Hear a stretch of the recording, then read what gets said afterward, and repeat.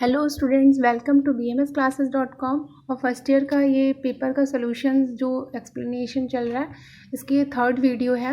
इससे पहले 2 वीडियो और अपलोड हो चुकी है 2020 और 2018 की। ये वीडियो है आपकी 2019। तो इस स्लाइड में हम बात करेंगे 2019 के पेपर की, जहाँ पे हम बिना टाइम इधर उधर किए शुरू करते हैं टॉपिक को। तो देखो, पहला टॉपिक है, अगर हम यहाँ पे देखते हैं ऋतु संधि। तो ऋतु संधि आपको पता ही होगी, ये आपको ऋतुचर्या अध्याय में मिल जाएगा 4th चैप्टर में। 14 दिनों के दिन होते हैं, जिसमें 7 दिन 7 + 7 यानी 7 + 7 देखो 7 दिन। जो ऋतु खत्म हो रही होती है उसका 1 सप्ताह, और जो ऋतु शुरू होने वाली होती है उसका 1 सप्ताह। इन दोनों के जो बीच में संधि यानी जोड़ होता है ना, जुड़ रही हैं, तो इन दोनों ही को मिला लो तो ये 14 दिन ऋतु संधि कहे जाते हैं। तो आपको ये वहाँ पे मिल जाएगा और आंसर ऐसे लिख दोगे। 10वें पाप देखो, तो 10वें पाप हमें दिनचर्या अध्याय चैप्टर नंबर 2 में मिल जाता है।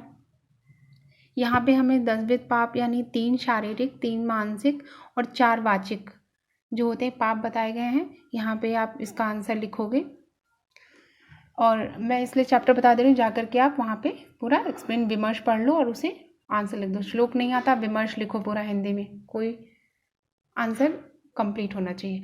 आम अगर आएगा तो आम, ये वो खाने वाला आम नहीं है। ज़्यादातर जब पहली बार आम देखो तो ऐसा ही लगता है ये, लेकिन ये आम यानी अपक्व, ठीक है। अपक्व यानी दूषित आहार को कहते हैं, ठीक है। दूषित आहार की अगर बात की जाए तो यहाँ पे हम दूषित आहार, और ये लिखेंगे मात्रा श्रुति अध्याय के चैप्टर नंबर 8 में मिलेगा। तो इसका आंसर वहाँ पे जा करके देख लेना। यहाँ पे आपको यही बताना है कि आम किसे कहते हैं, और ये जो आम होता है वो शीतवीर होता है, गुरु होता है। आम विष का जो चिकित्सा होती है वो अचिकित्सीय है, यानी इसकी चिकित्सा नहीं करते हैं, जिससे ये जो होता है इसका मृत्यु हो जाती है रोगी की। इसलिए यहाँ पे इसका विमर्श जाके पढ़ना, और 5 नंबर यानी 100 शब्दों में उसको बना करके लिखना है। तो ज़्यादा कुछ कहानी नहीं लिखनी है। अलशक और विसूचिका के बारे में बता देना है कि आम विष से कैसे आम विष बनता है, ये सब बता देना। उसके बाद चलता है ओज का लक्षण 6 वृद्धि कारण। तो ओज का लक्षण 6 वृद्धि कारण चैप्टर नंबर 11 दोष आदि विज्ञानी में देखोगे, वहाँ पे उसका लक्षण यानी परिभाषा जो होती है वो एक ही श्लोक नंबर 37 में आपको मिल जाएगा, और 39 और 41 में 6 और वृद्धि दोनों दी हुई है। तो 6 और वृद्धि जो है वो आप 6 वाले ही हेडिंग में मिल जाएगी। जब विमर्श पढ़ोगे तो आपको उसका आंसर मिलेगा। तो एक ही हेडिंग में दिया हुआ, 6 वाली हेडिंग में ही जो श्लोक है वहाँ पे मिल जाएगा। तो श्लोक नंबर 39 से 41 तक आपकी 6 वृद्धि मिल जाएगी। तो 100 शब्दों में लिखना है, बहुत थोड़ा सा लिखना था, मेन पॉइंट बोलना है। जीवनीगण अगर लिखेंगे तो जीवनीगण पे आओ, तो ये है आपका क्वेश्चन, क्योंकि यहाँ पे इस यूनिवर्सिटी ने बता दिया है कि आपको 100 शब्दों में और 5 अंक मिल रहा है, यानी 5 मार्क्स का यह है, इसलिए इसी हिसाब से आपको आंसर देना है। जीवनीगण चलते हैं, तो 10 द्रव्य जो बताए गए उनको जीवनीगण बताया गया, ठीक है। चैप्टर नंबर 15 शोधनादि गण में मिल जाएगा ये आपको।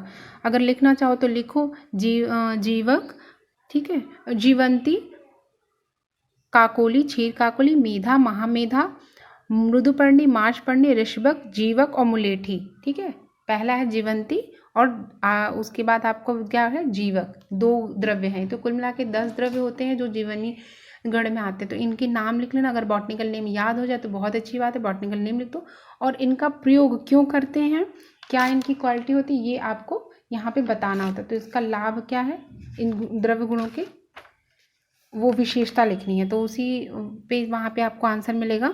नीचे इसकी विशेषता, किन में कौन से वातनाशक है, पित्तनाशक है, तो ये चीज़ें लिखनी है। दूसरा है उत्तरवस्ती। तो उत्तरवस्ती में चलो, तो उत्तरवस्ती और मात्रावस्ती बहुत ज़्यादा पूछा गया है। उत्तरवस्ती में आप आओ, तो उत्तरवस्ती क्यों कहते हैं, तो पहली बात देखो, गर्भाशय और मूत्राशय से दिए जाने के कारण इसे उत्तरवस्ती भी कहते हैं। दूसरा, निरूह के बाद की जाती है तो निरूह उत्तर होती है, इसलिए इसे उत्तरवस्ती कहते हैं। तो और लिख सकते हैं, उत्तर मार्ग से दिए जाने के कारण, यानी गर्भाशय मूत्राशय से दिए जाने के कारण इसे उत्तरवस्ती कहते हैं। फिर उसकी बात क्या कर देना, उसकी संख्या बता देनी है, नेत्र के प्रमाण बता देने हैं, और मात्रा बता देनी है। तो मात्रा 2 तोला यानी 23 ग्राम होती है। मृदु और हल्की औषध का प्रयोग करना चाहिए। संख्या 24 घंटे में यानी दिन से रात में 3 से 4 बार देना चाहिए।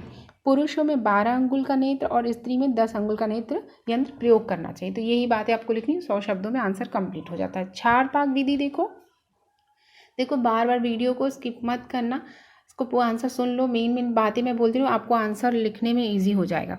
अब हम चलते हैं क्षार पाक विधि। तो क्षार पाक विधि आपको क्षार जो आखिरी में आपका चैप्टर दिया हुआ है वहाँ पे जो क्षार कर्म है वहाँ पे जाके आप देखोगे तो आपको इसका आंसर मिल जाएगा। ठीक है, अब हम चलते हैं स्नेहन। देखो क्षार पाक जो है इस हेडिंग से कोई वहाँ पे आपको आंसर नहीं मिलेगा। क्षार कर्म देखोगे तो क्षार अग्नि कर्म विधि 23वें चैप्टर में आपको ये मिलेगा। ठीक, वहाँ पे आप इसे लिखोगे। फिर चलते स्वेदन के चार। तो 4 स्वेदन होते हैं। यहाँ पे आपको आंसर ऐसे लिखना है कि ताप, उपनाह, ऊष्म स्वेदन और द्रव्य स्वेदन, ये 4 तरह के स्वेदन होते हैं। लिखना चाहो लिख लो, ताप, उपनाह, ऊष्म स्वेदन और द्रव्य स्वेदन। ये आपको चैप्टर नंबर 17 में मिल जाएगा, पहले ही हेडिंग में, वहाँ जब पहले श्लोक में मिल जाएगा। यहाँ पे थोड़ा थोड़ा बताना होगी ताप जो स्वेदन होता है वो कैसे होता है, जैसे लोहे या कपड़े को गर्म करते हैं। उपनाह यानी चर्म या पट्टी, उपनाह का मतलब बंधन होता है। तो ये 2 लाइन बस लिखनी है, उपनाह हो गया। उसके बाद आपको ये लिखना उष्म वेदन स्वेदन में लिखना है कि मिट्टी के टुकड़े, पत्थर के टुकड़ों को गर्म करके सेकाई जो करते हैं यानी स्वेदन करते हैं, इसे कहते हैं।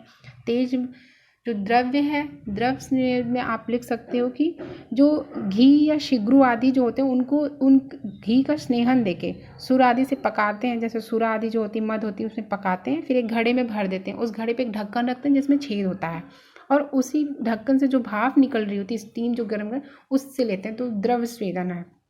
तो ये बस इतनी ही बातें लिखनी होती हैं, 2 लाइन में लिख दो, या आपको वहाँ पे आंसर इसी तरह से लिखा हुआ मिल जाएगा विमर्श में। ठीक है, अब चलते हैं लास्ट में। तो अब आता है लघुत्तरी। तो षड ऋतुओं का वर्णन देखो। षड ऋतु में शिवगिरी वसहे, रट लो शिवगिरी वसहे। 6 ऋतुओं के नाम है शिवगिरी वसहे, शिशिर, वर्षा, ग्रीष्म, व यानी वसंत, श यानी शरद, हे यानी हेमंत। ये ऐसी लाइन से लिखते हैं। और 6 ऋतुओं के नाम लिखने के बाद आप शरद ऋतु की ऋतुचर्या, हर साल एक ऋतुचर्या पूछी जा सकती है। 3 पेपर में 3 ऋतुचर्या पूछ ली गई 3 ऋतुओं की, तो इसे आप वहीं संक्षेप में मिल जाएगा आपको। उसके बाद आप आता है शरीर जानाम दोषानाम कर्म समय। ये इससे पहले वाले पेपर में भी पूछा जा चुका है, देखो रिपीट हुआ है क्वेश्चन। इसमें आपको कुछ नहीं करना, चैप्टर नंबर जो आपको ये श्लोक मिल जाएगा। ठीक है, चैप्टर नंबर 1 में श्लोक नंबर 25 से 26, यहाँ पे वमन विरेचन वस्ती का श्रेष्ठ कर्म बता दिया गया है। वात में वस्ती, पित्त में विरेचन, और जो आपका कफ हुआ उसमें वमन। ठीक है, इसी तरह तैल मृदुगति, ये मैंने पूरा एक्सप्लेन किया, पीछे वाले वीडियो में जाके देखना, आपको मिल जाएगा इसका आंसर। वहाँ पंचकर्म चिकित्सा तो वमन, वस्ती, विरेचन, नस्य और ये अनुवासन वस्ती या निरुवस्ती, इन 5 को मिला करके, वस्ती के 2 वस्तियाँ, ये 5 कर्मों को थोड़ा थोड़ा लिखना है, बस उनकी डिफिनीशन लिख दो। ठीक, और पंचकर्म के क्या लाभ हैं ये लिख दो, और इस श्लोक का वर्णन कर दो, तो 10 नंबर में आ जाए। ठीक है, आगे चलते हैं। तो अब आता है वस्ती का क्या था। तो वस्ती वाले चैप्टर में आपको ये पूरा मिल जाएगा। यहाँ पे आपको विविध भेद बता देने हैं, निरुवस्ती, अनुवासन वस्ती और कौन कौन सी वस्तियाँ होती हैं। उसके बाद इसका महत्व प्रतिपादन, तो ये आपको चैप्टर में ही पूरा कंप्लीट मिल जाएगा। लॉन्ग आंसर में कोई खास चीज़ नहीं होती, क्योंकि वो नाम से ही मिल जाता है आंसर। वृंगन की योग मनुष्य, और ये देखोगे तो द्विविध उपकर्मणी वाले अध्याय में आपको ये मिल जाएगा। चलते हैं मेन मात्रा श्रुति अध्याय का विषय वस्तु। तो मात्रा श्रुति अध्याय का जो विषय वस्तु है वहाँ पे हमें ये बताया गया है कि हमें कैसे आहार विहार जो होता है वो साम्यक रूप से करना चाहिए, बैलेंस डाइट, यानी ना अति ना, वहाँ पे हमें जो है अल्सक और विसूचिका कैसे होती है, आम दोष कैसे क्या होता है, इन सब को बताया गया है। तो ये इसकी विषय वस्तु है। तो विषय वस्तु लिखते समय हमें ये लिखना होगा कि संपूर्ण शरीर को स्वस्थ रहने के बाद भी प्रकृति के 8 आहार विधि विशेषायतन जो होती है उसका ध्यान रख करके हमें भोजन को श्रेष्ठ रूप में लेना चाहिए। शेखर यानी ना अति और ना हमें ज़्यादा खाना चाहिए, ना हमें कम खाना चाहिए। ठीक है, तो ये जो है पूरा विरुद्ध आहार को बताते हुए कैसे अजीर्ण होता है इन सब। तो यहाँ पे जब आप विषय वस्तु करोगे तो इन सब शब्दों का प्रयोग करोगे कि आप यहाँ पे भोजन का क्रम कैसे रखना चाहिए, नेत्र के लिए हितकर क्या होता है, आम दोष क्या होता है और अजीर्ण क्या होता है, इसकी चिकित्सा क्या होती है, आम विष क्या होता है, अल्सक विसूचिका क्या, यानी सम्यक आहार को बताया गया है। तो ये इसकी विषय वस्तु है, सम्यक आहार कैसे किया जाता है। उसके बाद आप उसको चैप्टर को पढ़ोगे, आपको पूरा समझ में आ जाएगा। विषदाता के लक्षण, विषाक्त अन्न की और अग्नि परीक्षा तथा विरोधा, ये जो है ये लॉन्ग आंसर है। इसका एक्सप्लेनेशन आपको मैं अलग से दूंगी। इस वाले आंसर में इसका पूरा एक कंप्लीट आंसर आपको मिल जाएगा, ठीक है। उसके बाद है 8वां, दोष धातु मलमूलम ही शरीरम। तो आपको ये चैप्टर जो दोष धातु मलमूलम ही शरीरम जब जाएंगे तो चैप्टर 11 में मिल जाएगा, ठीक है। वहाँ पे आपको फर्स्ट श्लोक ही मिल जाएगा, यही चैप्टर नंबर 11 में।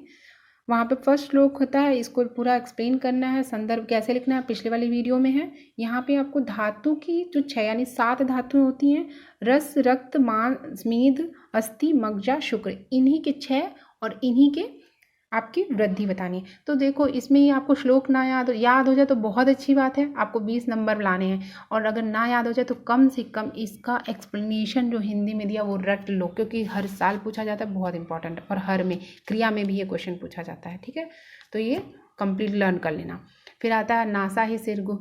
तो ये देखो ये 9th वाला क्वेश्चन है, ये आपको नस्य के फर्स्ट श्लोक है, ठीक। नस्य का फर्स्ट श्लोक है कि नासा ही सिर, मतलब नाक ही सिर का द्वार है। तो वहाँ पे आशय इसका स्पष्ट कर देंगे आपको। चैप्टर में जाना, नस्य वाला चैप्टर है, नस्य विधि दिया होगा, ठीक है। तो नस्य चैप्टर में जाओगे, वहाँ पे आपको मिल जाएगा अणुतल, लास्ट में अणु निर्माण इसका बताया, नस्य के भेद भी बता दिए और अणु निर्माण। तो लॉन्ग क्वेश्चन तो हो जाएगा। तो लास्ट में ये चीज़ बताती हूँ कि आयुष्कामी अध्याय, दिनचर्या, ये जो लिस्ट रही है, ये लिस्ट बहुत इंपॉर्टेंट है, ठीक है। ये आप लोगों को हर साल पूछी जाती है और मोस्ट इंपॉर्टेंट क्वेश्चन से आते हैं। तो इतने चैप्टर्स आप बिल्कुल मन से पढ़ लो तो आपको 19% लाने से कोई रोक नहीं सकता, ठीक है। तो आगे और एक्सप्लेनेशन होगा एक आपका सोल्यूशन के साथ। तो ऐसे ही वीडियो को लाइक कीजिए, शेयर कीजिए, सब्सक्राइब कीजिए और अपने फ्रेंड्स में सबकी मदद करो, सबको शेयर करके इस चैनल के बारे में बताओ कि यहाँ पे कैसे आपको सपोर्ट किया जाए और हमें भी आप सपोर्ट करो। Thank you for watching.